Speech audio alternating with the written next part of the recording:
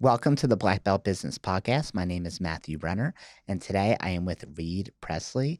He is the co-owner of CE Karate, Competitive Edge martial arts competition team, as well as seminars and workshops for martial arts school. He's also the founder of Equipped, which is an online training platform designed for martial artists and competitors. So, Reid, thank you so much for being on here. Thank you for having me on here. I'm super excited, and I can't wait to see what we get into today. Thank you again. Yeah, well, we're already, since you're at a competition in you're at a hotel, right? Because you're training some competitors in your team and with them. So we'll see how this Wi-Fi situation goes, and hopefully we can stay on track. So when I was doing research about you, right, like digging in deep, we'll see what I can find. One of the things that came up first, Reid, was your Bowstaff at AWMA, a martial arts equipment distributor. So you have your own branded Bowstaff. And I was like, damn, that is freaking cool. So how did that happen? How'd you end up getting your own branded Bowstaff?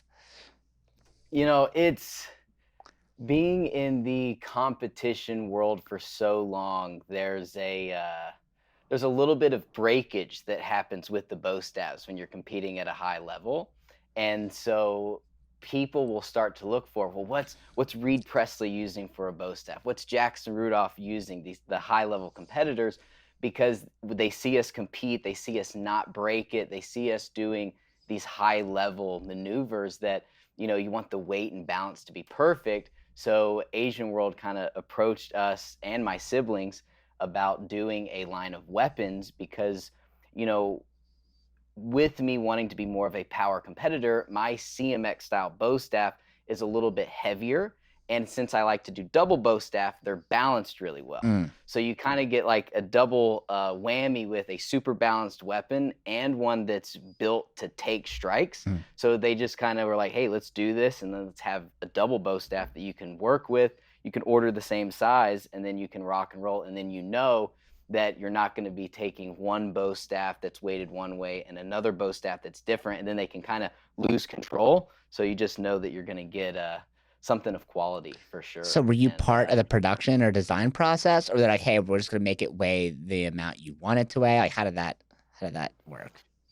so I'm close with Mr. Greenhall, Joe Greenhall with G-Force, and he was making my weapons for a number of years, and he kind of figured out how to go about making double bow staves. So I was involved with it as far as making sure mine were accurate, and then it was kind of like a rinse and repeat for those weapons that Asian World went. And we picked the color scheme.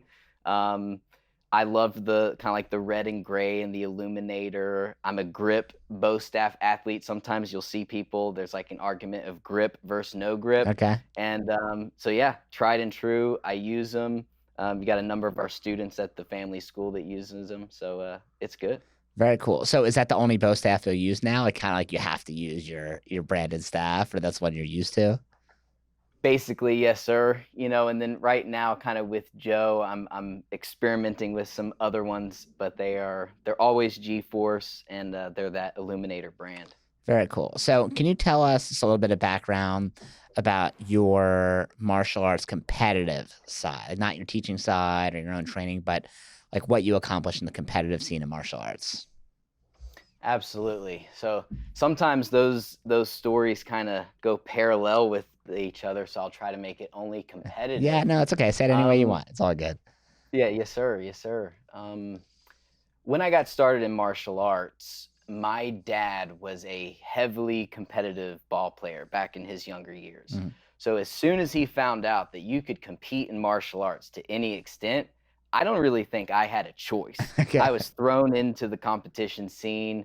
I started competing on the extreme team, which was run by my instructor, Jason Warren, out of Bartlett Taekwondo.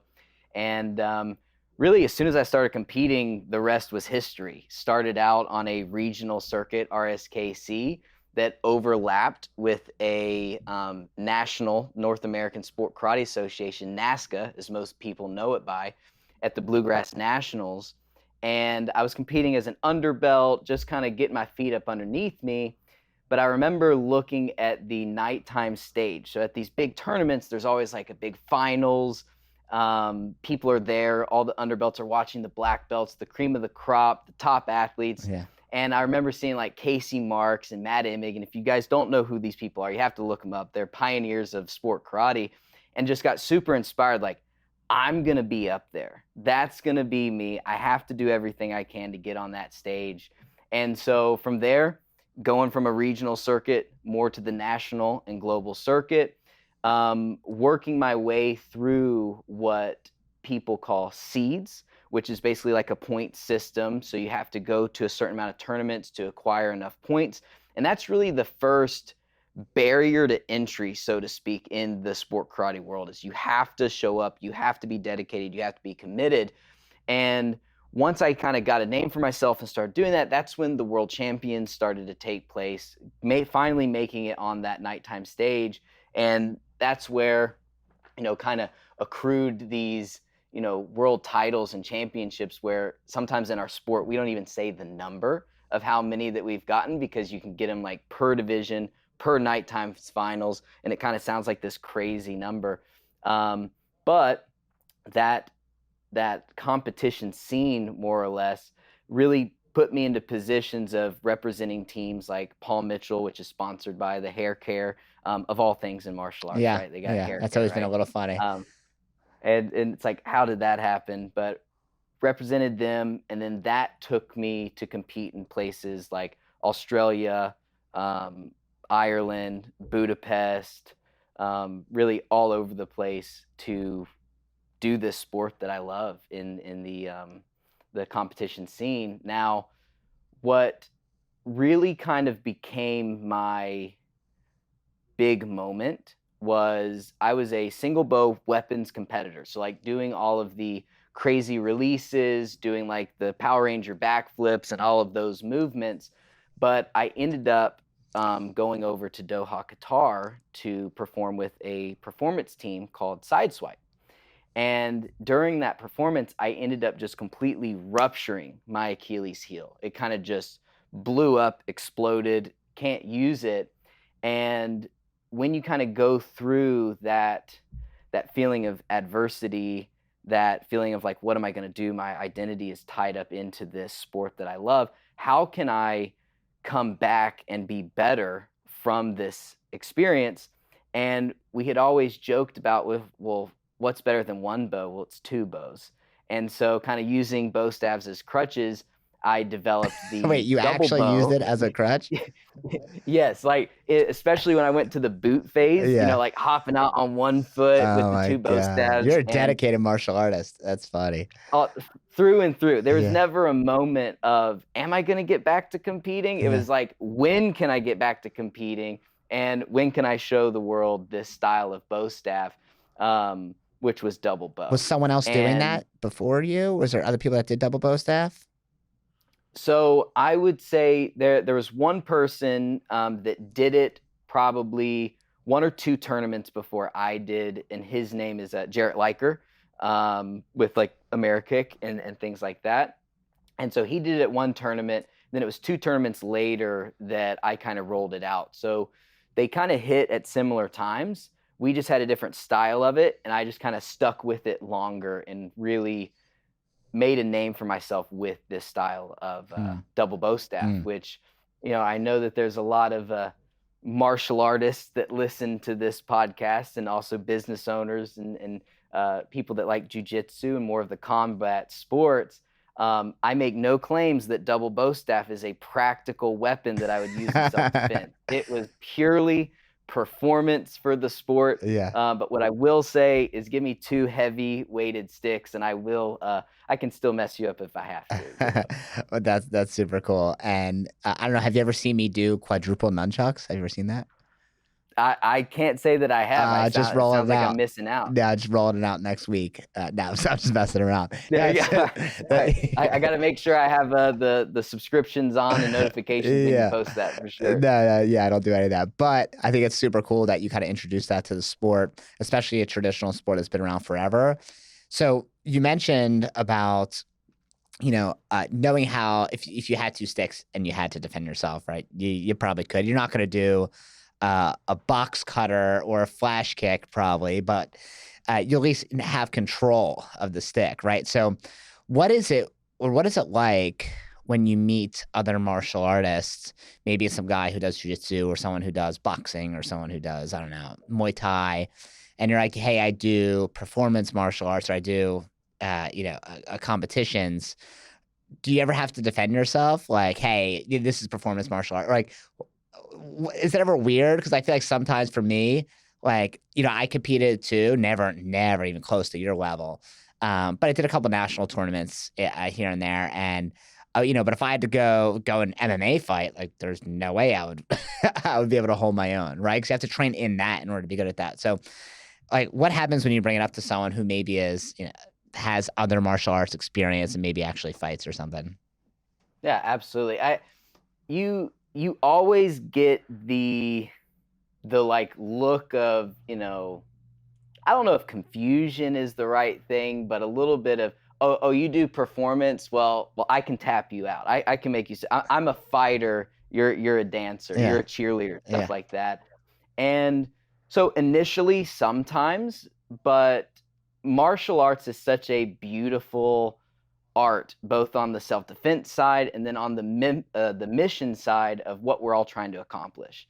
And so, with me being a fourth degree in Taekwondo, I do share the traditional side of things as well that I can talk about. But normally, it's explaining, this performance side of martial arts. While I'm not going to be using it or claim that I would use it for self-defense, I can claim that it boosts your coordination, it boosts your hand-eye coordination, it boosts your just overall awareness around you, your reaction, your timing. And when I start explaining it of how it gives you these skills that would be transferable to more of a contact sport, then you get a little bit more buy-in when you call a spade a spade. I'm not going to fight you with this, but it does give me skills that could be applied to more of the self-defense.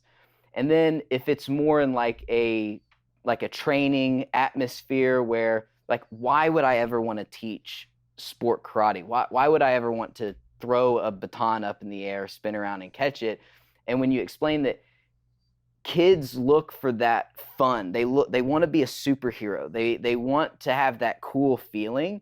And if I need to use a shiny stick that they can throw up in the air and spin around to catch it to get them heavily invested in martial arts so that I then have time to teach them the taekwondo, the kickboxing, the jiu-jitsu, the krav, then normally you can find some common ground and then you can build kind of from there, and so yeah. That's hopefully that kind of answers it a little bit. Yeah, that's a great explanation, and that reminds me of a way that I had to learn a hard lesson, which I had a foster dog. Okay, do you have a dog? I do, Okay, yes. cool. So I never grew up with dogs. So I'm like, okay, I really want a dog. I love dogs. I never had one before. I'll just foster for a bit. My friend was doing it too. And I was like, okay, I'll see what this is like. It's almost like, I don't know, renting a dog, except I'm really helping this dog because now it's not sitting in a shelter, right? So, all right, I'm going to foster. So I foster this dog. And usually when you foster a dog, or I think any pet, they usually have some sort of issue. Maybe it's like heartworm or something that it's not really safe for them to be in a kennel, right? So I didn't know how to give this dog its medication. So I would like open up the medication, I would take it out, and I would like wave it at it, like, oh, here you go, here, eat it. And the dog would like put it in its mouth and then spit it on the floor, and it'd be all disgusting. And then I'd be like, oh, yeah, okay, maybe I'll like run around with it. So I run around the living room, and the dog runs after me, chases me, super excited. Give the dog the pill, once again, like licks it, spits it on the floor.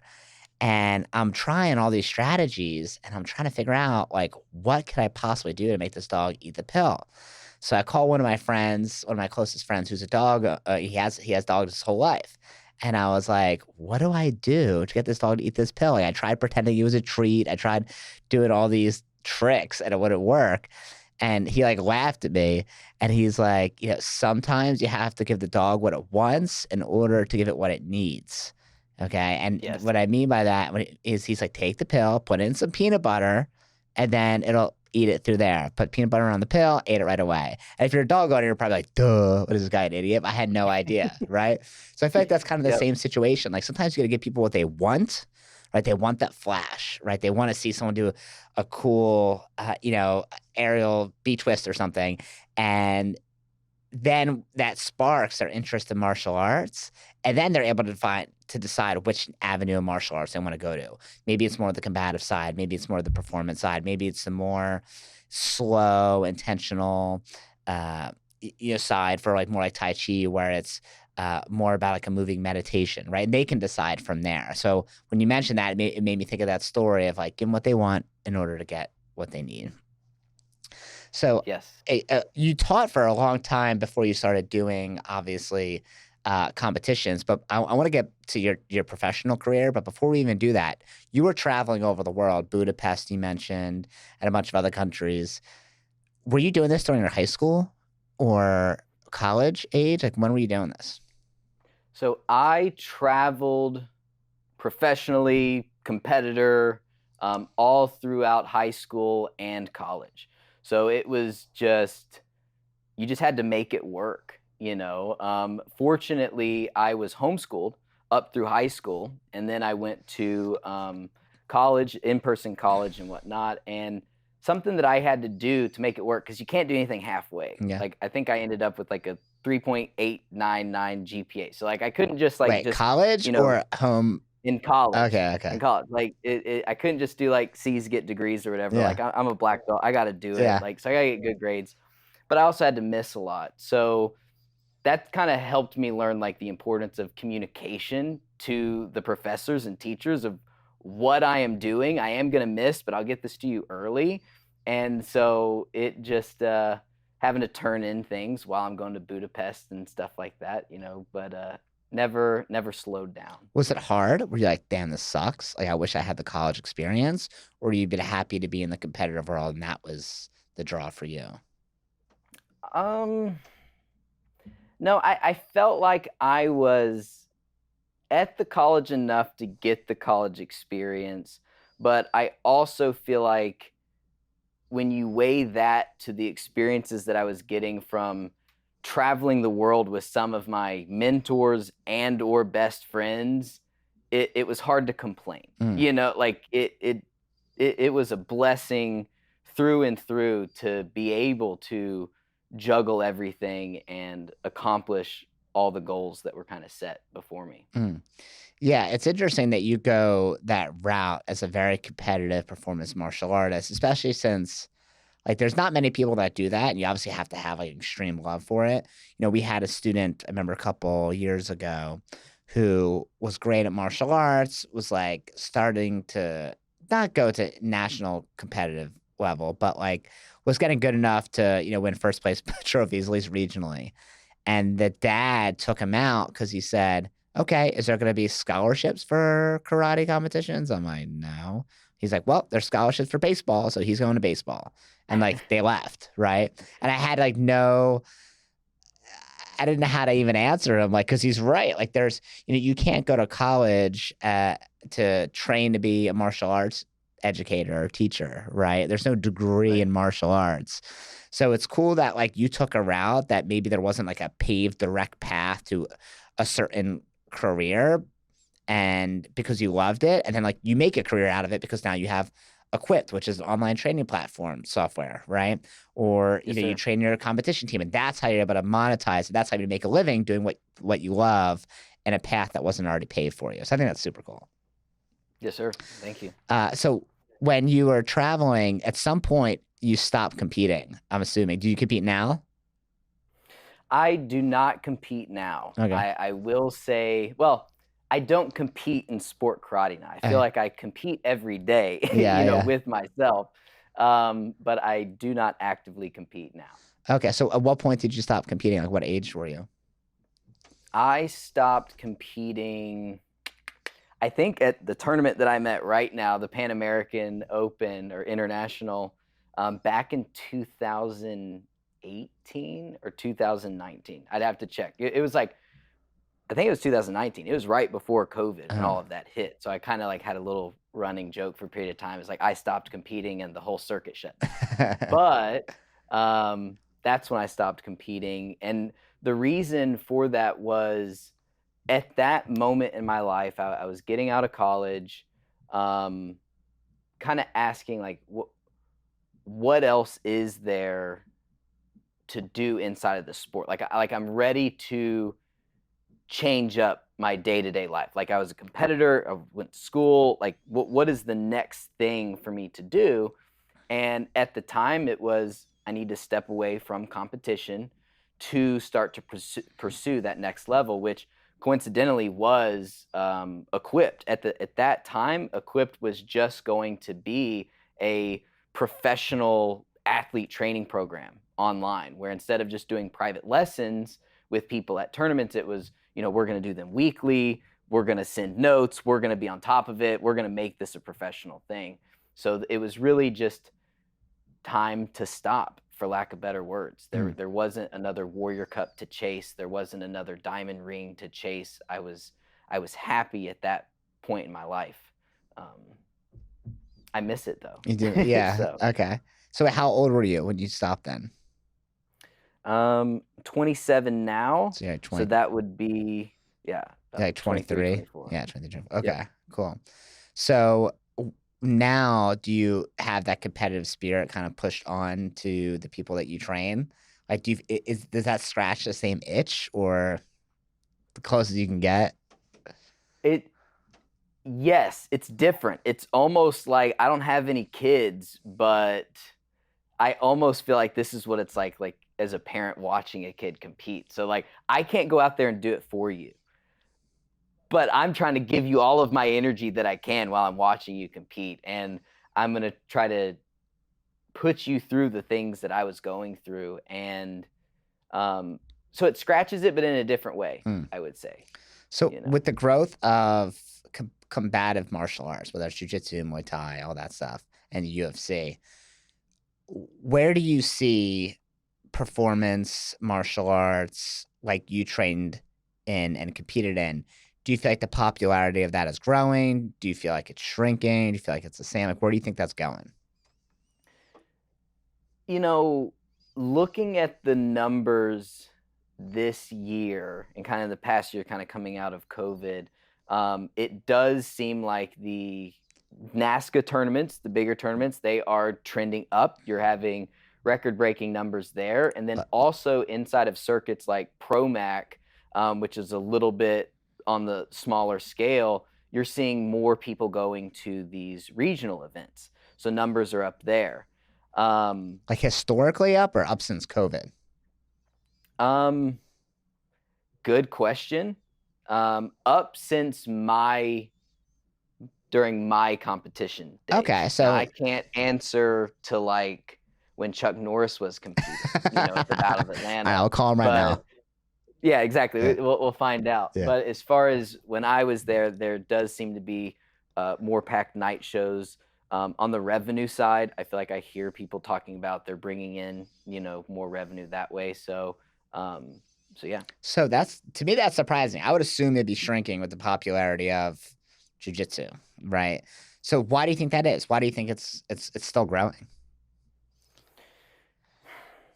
The best way that I can try to explain the performance side of martial arts is kids like to express themselves and they like to be superheroes. So I think it gives them a way to feel powerful without, like you mentioned, combat sports and everything are going up and people are gravitating into that.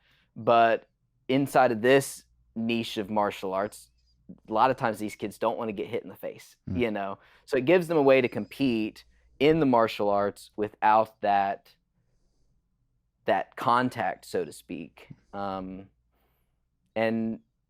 parents appreciate the ability to come across as super confident in the work that you've done when you're performing a kata. So like you kind of have like two different competitors. You have a competitor that goes out there, does a performance, they do okay. Maybe you can kind of see there's a little bit of like a reservation with them. And then you have the competitor that the second they step into that ring, it's like, holy crap, I got to watch this person. And like they almost have like energy coming off of them because they're about to own it and their facial expressions are dialed in and they learn how to perform in this invisible opponent fight kind of way that then does kind of go outside of the mat, where these kids are learning how to tap into ways to boost their confidence. So I feel that that's kind of where it comes from. Parents are seeing the boosted confidence, and then the athletes are getting to express themselves and do really cool flips and tricks, and that's why it is doing well. Also, the community aspect seems to be stronger than it was when I was competing. You have different teams that are cheering on other teams, and like everyone's rooting for everybody.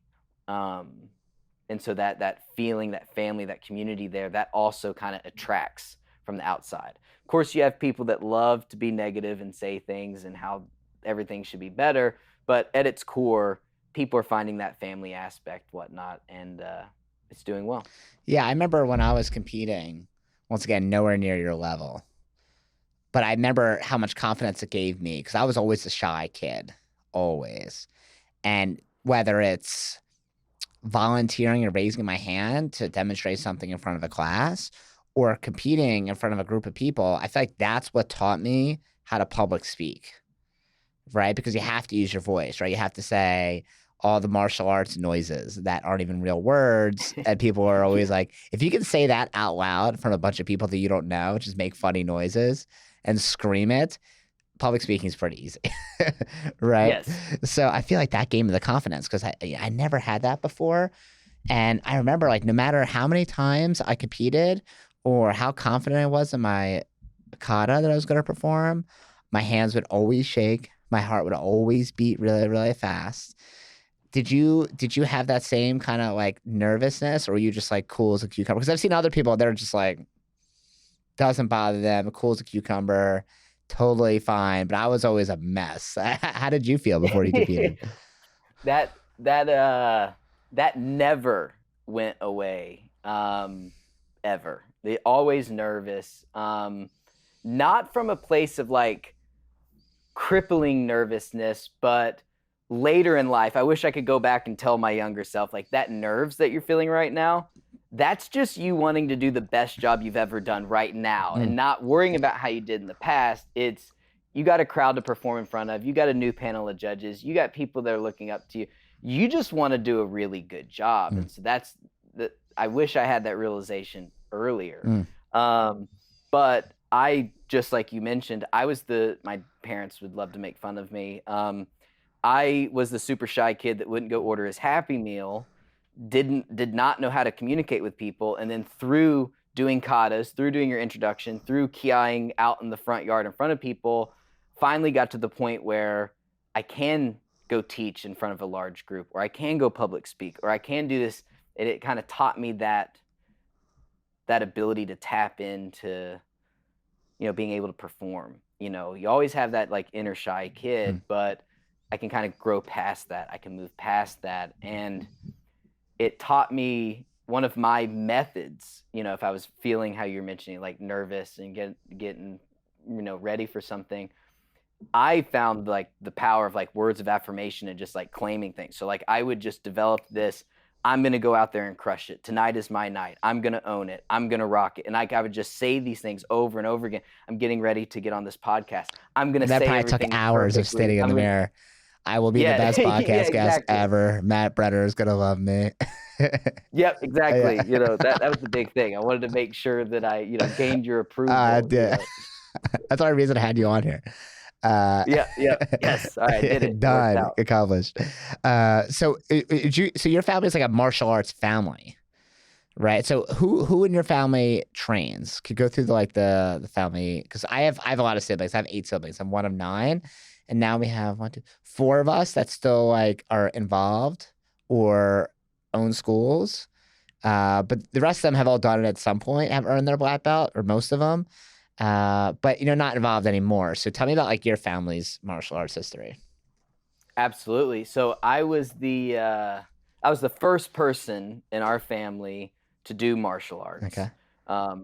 Besides Elvis, I guess, he did it to some extent. Wait, are you related? No. Okay, it's the joke. Okay. Otherwise. I was like, wait a minute. I tried to like lead that, just a little bit. Yeah, I want to see the ancestry DNA on that one. Yep, Yeah. yep. Until proven otherwise. We spell it correctly, just one S. Yeah. But it wasn't long after that my dad saw a family class with a gentleman and his two sons, and so everybody got involved at that point. Well, at least everyone that was born at that point got involved. Yeah. Um, so currently, right now, I have a black belt. My brother Cole is a black belt. My brother Jake is a black belt. My sister Avery is a black belt, and both of my parents have black belts.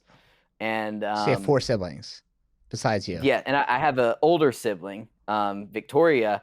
She did not do martial arts. She was the only one. But she is also, I say, she's in the education field. She's a vice principal or assistant principal at a local high school. So Cool. she's still, investing in, the next generation. But my parents do not practice, like, train martial arts regularly anymore. They are involved through the martial arts school, but all of the siblings are still involved. Jake and Avery both actively compete and represent Paul Mitchell. All of us, all the siblings that competed, ended up getting on Paul Mitchell at different times.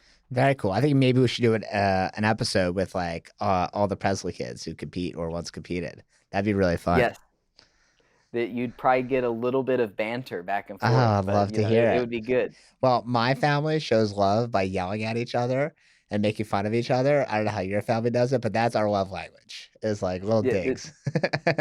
very similar. Yeah. Very similar.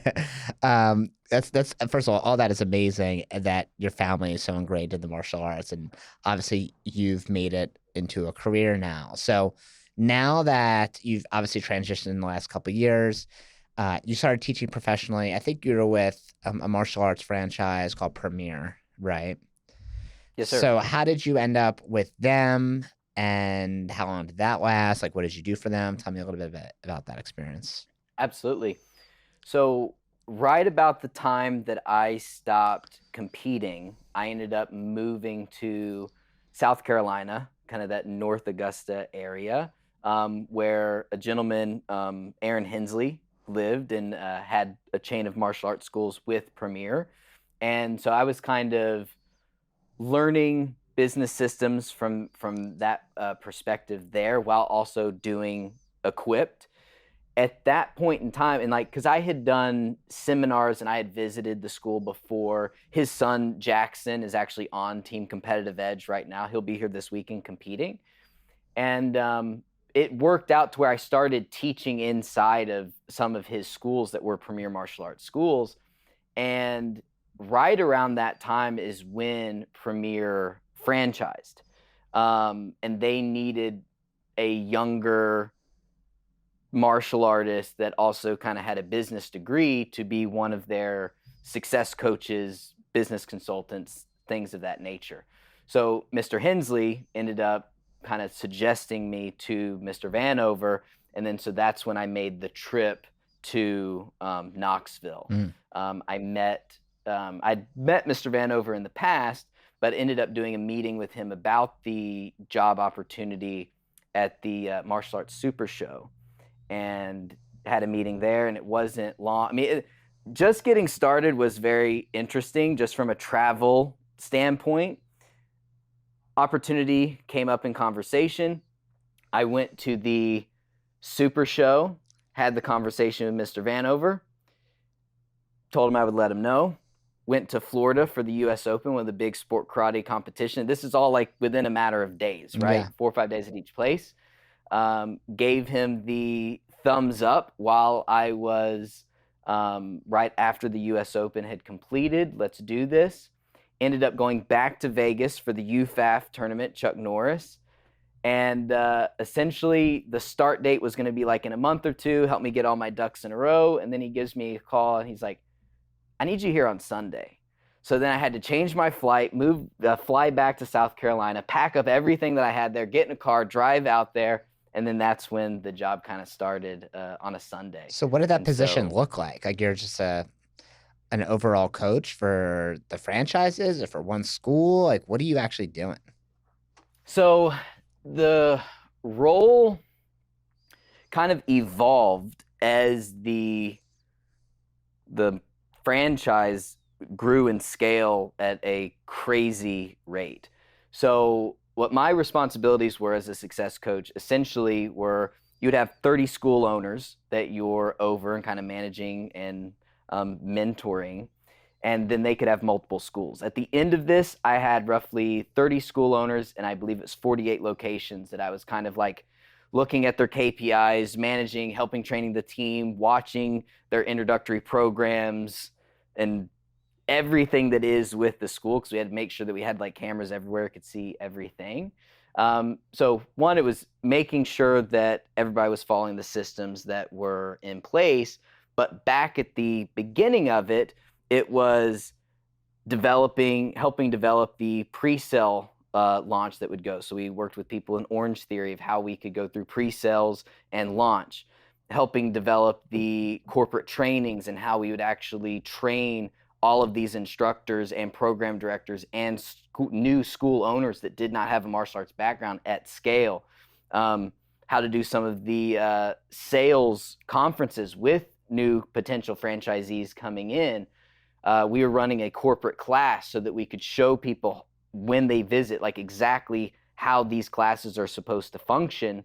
And so while I was success coach of managing these locations, I really kind of moved into also doing a large number of their corporate trainings, which were at first 7-day events, but then moved down to 5-day events where we were going over everything from promotional booths, birthday parties, introductory programs, how to meet and greet people, how to line students up, how to maintain discipline in the class, accountability, pace and peak, tonality, music, like just this super intensive corporate training, to where they would then go into pre-sales and then open their school, roughly 2 months or so later. So there was a lot going on, almost to the point where it's kind of hard to put it all into perspective of the moving parts of the role. But in short, consulting the clients that you had, training future instructors, maintaining that quality as much as you could at scale. So were you working? You were a salary employee at this point, or are you hourly? Salary. Salary. Okay, yes, sir. so Salary. did you get like a portion of revenue, or is it just, hey, this is your salary, so it didn't matter how well the schools did or not, your job is to train them? Correct. Salary, no bonus or incentive from that Okay, perspective. so were you working like regular 40-hour weeks, or what did that look like? I would say yes, and then plus. So like when the corporate trainings were like 7 days, there was a lot going on. So you were working a lot, Yeah. to say the least. Did you help create some of those trainings? Like obviously, like Barry Vanover has a lot of business acumen, did really well scaling the franchise. Were you there to create some of these trainings or create some of these systems that maybe they could use in their schools? I would say a lot of what was being trained on came from what Mr. Vanover was already doing. So I by no means am going to say that I created this new way of executing a promotional booth, from that perspective. I did have a role in helping kind of develop the pre-sale model that we were going with, because with Orange Theory, there's just some things that are different that doesn't come from just directly a fitness standpoint, mass numbers, that needed to kind of help develop like how you do the launch parties and things of that nature. And then as we went into the corporate trainings, I did help with sharing ideas through the experience that I was having on the floor with Mr. Baker and Mr. Vanover that got us to the corporate training that they were running for a longer period of time. Mm. So pre-sales were a huge part of school launches. Yes. What were some of the sir. things you guys learned from Orange Theory that you were able to apply that really helped with? Because that's not something we're really good at all. I don't say we don't really do many pre-sales. We just kind of open and go. Sometimes we'll be at a temporary location first, like a church or a rec center or something. That'll kind of be like our pre-sales as we look for a permanent location to move in. But yeah, what did you guys learn to help get pre-sales people to enroll in martial arts before the doors even opened? Yeah, absolutely. I mean, it was nothing crazy that you wouldn't still do in your normal day-to-day operations. The only difference really was you're not teaching classes yet. So it's the one time in the business where you're focused on marketing and sales, and that's it. That's the only thing that you're worried about. So making sure that you were spending the budget, I believe it was like $3,500 a month to get enough leads. Both the instructor and the program director are attacking the phone, sending out the messages, doing the emails, scheduling the appointments. And then Premier operates with that 2-lesson trial, but that's because of all of the things that go into signing someone up on a normal sale. But with pre-sale, you don't have a school. It's not built yet. They can't feel it. You're working in maybe a space down the street or at a church or a gym or something like that. So we would just do a 1 lesson to sign up. So it was basically a consolidated introductory lesson. Both the instructor and program director are doing it, and they're just on top of it. The average pre-sale was 99 members before opening. Mm. And you had some schools that would like blow it out the roof, but the average was 99.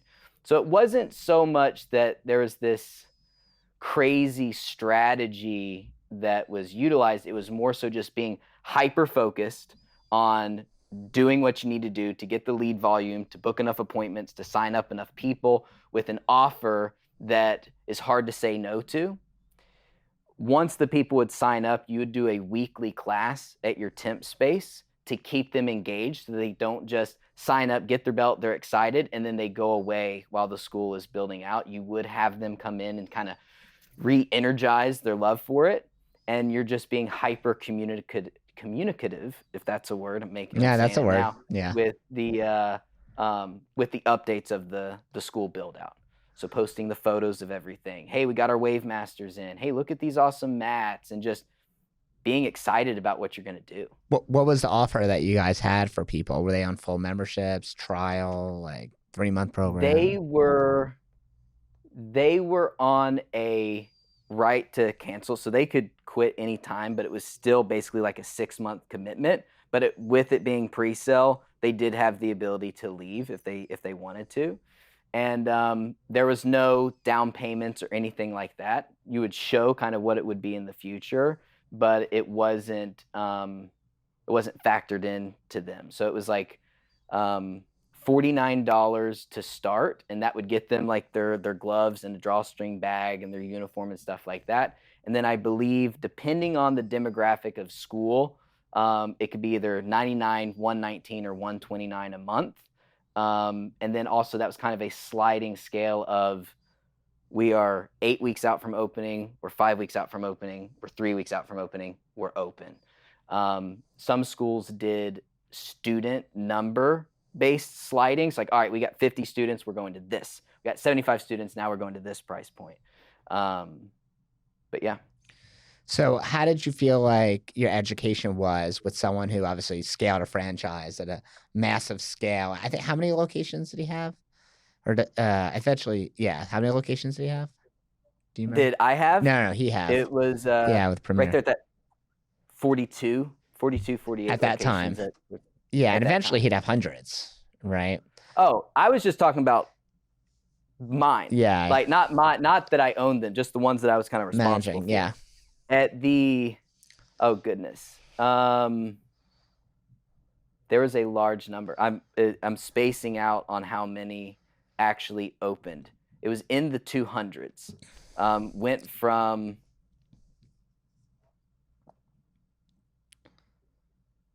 it was like 97, 117 up to like 2 something. I apologize. No, that's okay. That's okay. It was a while ago. So how many years did you spend helping them run their systems and with new locations and stuff like that? How long were you there for? I was there for 3 years. 3 years. Okay. And then eventually you moved on. So what made you decide to move on and bring back Equipped and bring back, or start, CE karate and start training competitors? What made you decide to move on from that? Sometimes you hear people talk about how it was just it was just time. You know, I had this feeling that I was ready to do something. Basically, one thing that we ran into was instructor training and helping them understand how to communicate on the floor, how to get the students in, like, loving what they're doing, having an amazing time and building relationships. And I knew that I could do a better job of helping people with that if that was my focus. So where I'm going with that is that's where Equipped kind of got its directive, other than just athlete training, but hey, kids want to do sport martial arts. They love to do the flashy spinning movements. I can use those to then teach instructors how to build confidence on the floor and know how to build relationships. So that's how that transition Mhm. happened, was if that makes sense. Yeah. So when you transition and now you don't have a brick and mortar anymore, right? Now you're traveling to train people, or maybe they travel to you. Did you ever think about opening up just like a brick and mortar school again, like just like you? Or is that not in the cards for you, what you want to do? Yes, it definitely is in the car. I mean, so much so that I am managing and I'm at the family location. So my family owns a premier martial arts school.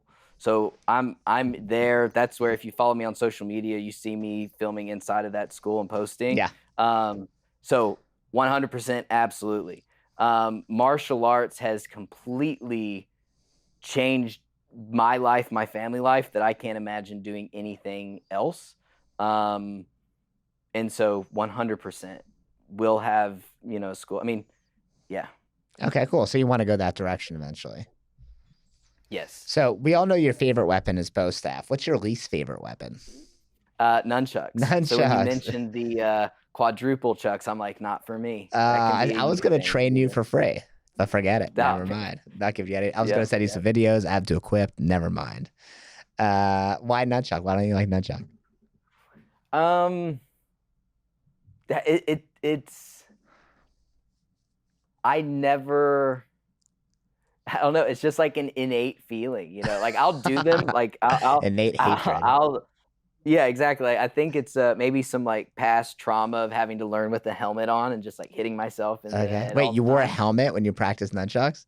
Yeah, when I've I never, was younger, I've yes, never seen yes, that before. That Are you sure this yep, wasn't a yep. prank on you? Like, give No, Reid a helmet. Like, well, it might have been, because I think I was like 9, 10 years old. yeah, I've never seen anyone But do that. That's so funny. yep, yep, So they had you put like what, a sparring helmet on or something? yes, Ah, okay. yes. That's so funny. I remember it was at a Chad Chilcutt school outside of Memphis, I believe, and I just kept hitting myself, So like, hey, I got a solution for you. There you go. Helmet. And so, That's so funny. So obviously, if by the way, if you're listening to this and you don't follow Reid yet on social media, Reid, how would they find you? so I am at Reid Presley on basically the main ones: Facebook, Instagram, YouTube, I believe Twitter as well. So it's just at ReidPresley. Cool. So if you haven't followed him yet, make sure to do that, because when you see his instructional videos that he uses for Equipped and posts like little videos how to do different martial arts movements, they're super cool and explains it in a way better way than I ever could. So if you're listening to this right now, stop listening, press pause, go follow him, then come back and press play. So obviously you have a social media presence, especially within the martial arts world. What do people not know about Reid Presley? Like, what is something that people don't know about you that they should know?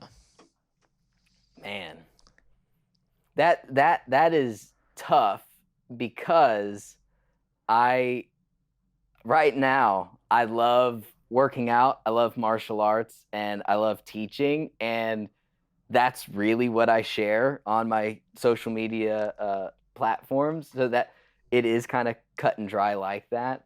If I had to pick one thing that maybe I don't talk a lot about, is I'm really good at Call of Duty. Okay. When I ruptured my Achilles, I could not do anything for a long time. So Modern Warfare 3 was out, and I got a lot of practice doing that. So You play on PC or PlayStation or I'm an Xbox person, Xbox guy? through and Okay. through. All right, cool. Yep. I play one video game, and that one video game is FIFA. I play against one friend, maybe like once a month. We'll play a couple games. We play online against each other, and that's it. So if you ever play FIFA, I'm out of you. If you want to play Call of Duty, I got nothing. I've played There you go. before. Well, I'm just terrible. Obviously you have to do that consistently. we can just do like a little tournament. You pick a game, I'll pick a game, and then we'll just God, reload. I'm just gonna be terrible, but I'm in. I'm definitely in. Um, okay, so I'm gonna ask you a couple of just like random questions. As I'm just curious what your answers are gonna be. Kind of give you something a little bit different to talk about than maybe what you usually put on social media. So first one is, uh, in what ways do you think we are similar? In what ways do I think that you and I Yeah, you are and me. similar?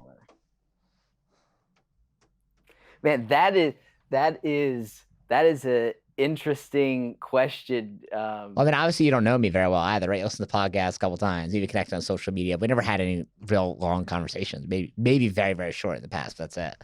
So I'm curious, what's like top of the head? How do you think we're similar? You know, I would say, one thing is like it seems, and I don't know, pretty transparent. As I was going through some of your socials, it's pretty accurate with what you're doing. Like I think one of the videos you recently posted was about like, hey, if you guys are doing any kind of promotional events at your school, make sure that you put the name of your school on the belt. It's a really great idea. You should do it. Or your man, it was something that you like wrote. You just share with what's going on. Yeah. That's what I would say. So like that transparent feeling. You seem to have a way of talking and asking questions that makes people kind of comfortable to share. So looking at no matter who you're talking to, people get more comfortable and want to open and talk about it. No matter what their background is. Cool. So I appreciate you saying that. transparent and good to talk to. I appreciate you saying that. Whenever I meet someone new, that's the thing they always say about me. Because like they'll end up talking about very personal things. Like, how did I get on this? I'm like, I don't know. I'm just asking.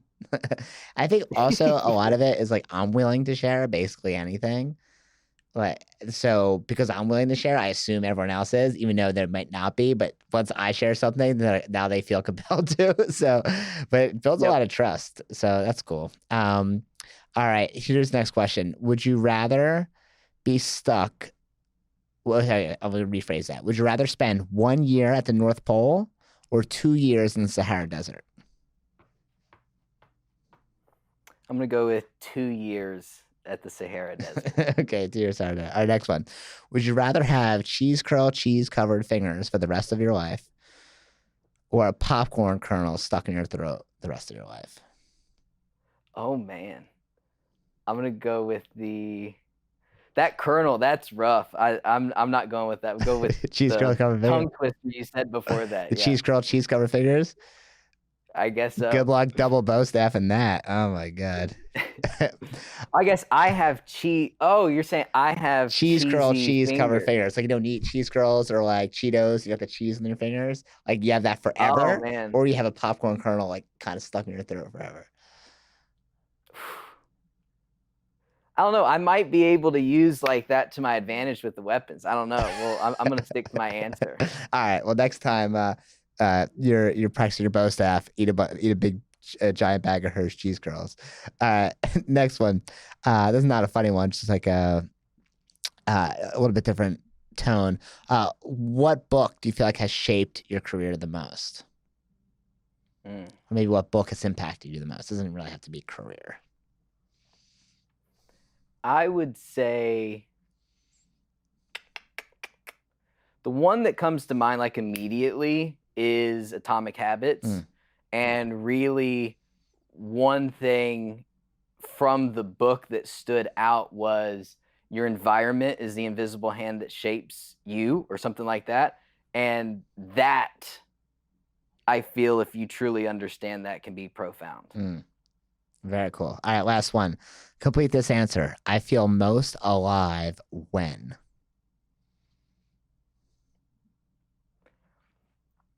Same time, immediate is competing on a stage or performing to some extent and teaching a class. Mm. Those are almost interchangeable. And as a fellow instructor and other instructors will know, like when the class is rocking and kids are getting it, they're having the aha moments, parents are paying attention, like it's just cool, you know? Yeah, you get that buzz, right? Yeah, it's like, all right, boom, Cool. on to the next. Yeah. Awesome. Well, thank you so much for being on here. So once again, for people who stuck around to the end, how can they find you? You can find me at Reid Presley on all of the social media platforms. The main one that I really focus on is Instagram. I feel like I can communicate and share more authentically on that one. And yeah. Cool. Cool. So thank you for listening. My name is Matthew Brenner. If you have any questions or want to reach out, you can find me on Instagram at blackbeltbrenner1, or you can email me, Matthew at doubleyourdojo.com. If you're a martial arts school owner and you want to learn organic strategies for growing your school without ads, and want to learn how to grow your school organically through schools, daycares, and businesses, that's what I do. I teach you how to have an evergreen strategy for growing your martial arts schools, not by throwing money at Mark Zuckerberg and Facebook and Meta, but by earning new students. So you can do it over and over every single year instead of having to make a new ad every couple of months. Reach out to me. I'll show you how to do it. Reid, thank you so much. Thank you so much for having me. I really appreciate it. My pleasure. Bye, guys.